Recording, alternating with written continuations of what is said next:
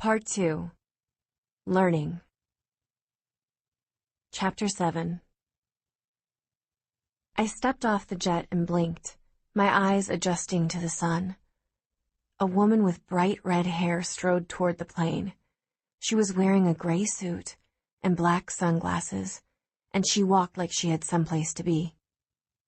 "I heard a rumor we were getting in around the same time," she called out to Briggs. "Thought I'd come to greet you in person." Without waiting for a reply, she turned her attention to me. "I'm Special Agent Lacey Locke. Briggs is my partner, and you're Cassandra Hobbs." She timed this speech to end just as she closed the space between us.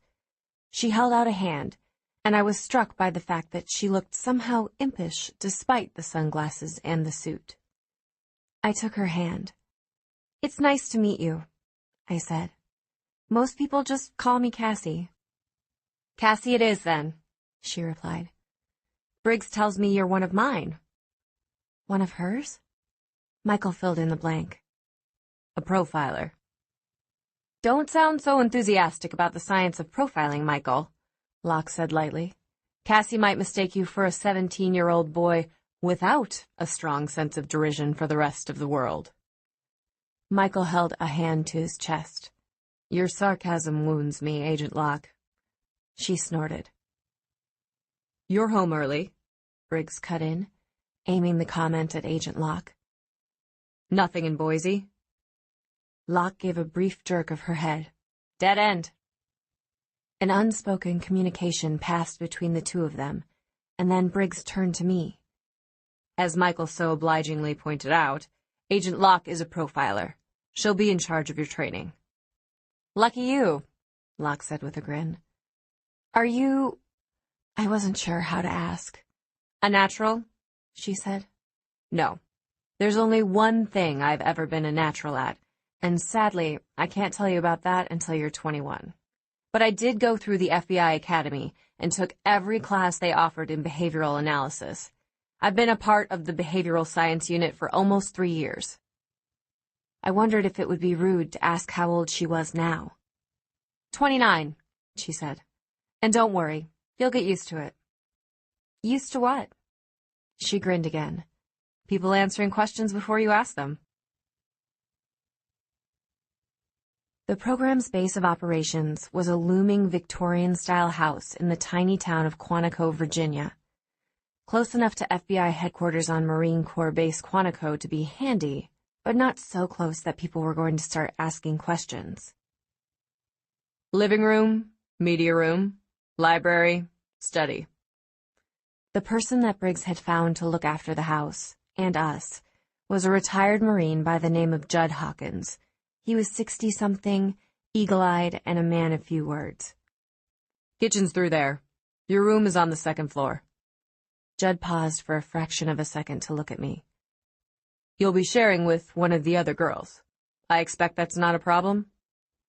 I shook my head, and he strode back down the hallway and toward a staircase. "Look live, Miss Hobbs," he called back. I hurried to catch up, and thought I heard a smile in his voice, though there was barely a hint of it on his face. I fought a smile of my own. Judd Hawkins might have been gruff and no-nonsense, but my gut was telling me he had more soft spots than most people would have thought. He caught me studying him and gave a brisk, businesslike nod. Like Briggs, he didn't seem to mind the idea that I might be getting a general picture of his personality from the little details.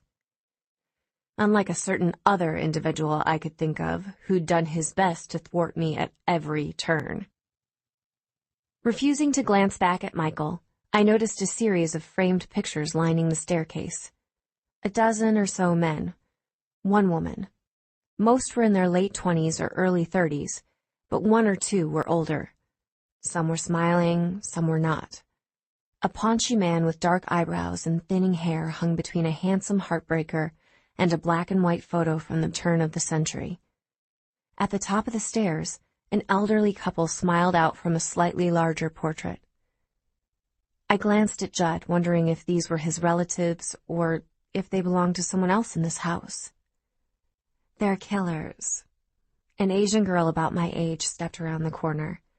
She moved like a cat and smiled like she'd just eaten a canary. The people in the pictures, she clarified.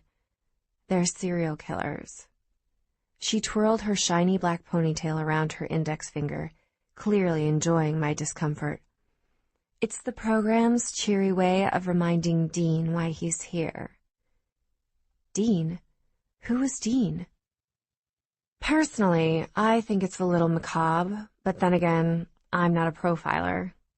The girl flicked her ponytail. You are, though, aren't you? She took a step forward, and my eyes were drawn to her footwear, black leather boots with heels high enough to make my feet shudder in spasms of sympathy. She was wearing skin-tight black pants and a high-necked sleeveless sweater, electric blue to match the streaks in her black hair. As I took in her clothing, the girl closed the space between us until she was standing so close to me that I thought she might reach out and start twirling my hair instead of her own. Leah, Judd said, absolutely unfazed, this is Cassie. If you're finished trying to scare her, I'm betting she'd really like to set that bag down. Leah shrugged. Mi casa is su casa. Your room is through there. Your room, I thought, not our room. Cassie's really broken up about not rooming with you, Leah, Michael said, interpreting my facial expression with a wink. Leah pivoted to face him, and her lips twisted upward in a slow, sizzling grin. Miss me? She asked. Like a thorn in my paw, Michael replied. Coming up the stairs behind us, Agent Briggs cleared his throat. Leah, he said, nice to see you. Leah gave him a look. Now, Agent Briggs, she replied, that's simply not true. Agent Locke rolled her eyes. Leah's specialty is deception, she told me. She has an uncanny knack for being able to tell when people are lying. And, Agent Locke added, meeting Leah's eyes, she's a very good liar. Leah didn't seem to take offense at the agent's words. I'm also bilingual, she said, and very, very flexible. The second very was aimed directly at Michael. So, I said, my duffel bag digging into my shoulder as I tried to process the fact that Leah was a natural liar, the pictures on the wall aren't serial killers? That question was answered with silence. Silence from Michael. Silence from Judd. Silence from Agent Locke, who looked a bit abashed. Agent Briggs cleared his throat. No, he said finally. That's true. My eyes were drawn to the portrait of the elderly couple. Smiling serial killers, 5-inch heels, and a girl with a gift for lying. This was going to be interesting.